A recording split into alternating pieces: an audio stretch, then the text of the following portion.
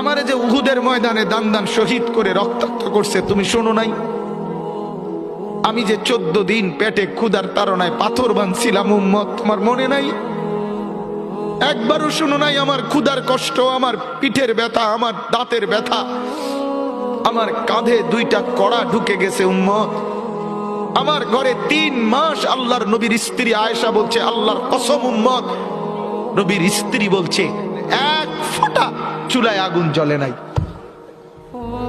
নওজোয়ান আপনারা বলেন বাপ, আজকে যাদের 1 বছর 6 মাস 2 বছর কোনদিন ফজরের নামাজ পড়েন না, দিনের পর দিন রাতের পর রাত যায়, এভাবেই 6 মাস, এভাবেই 1 বছর, এভাবেই 2 বছর, আপনি জানেনও না ফজরের ওয়াক্ত হয় কখন, ফজরের জামাত হয় কখন।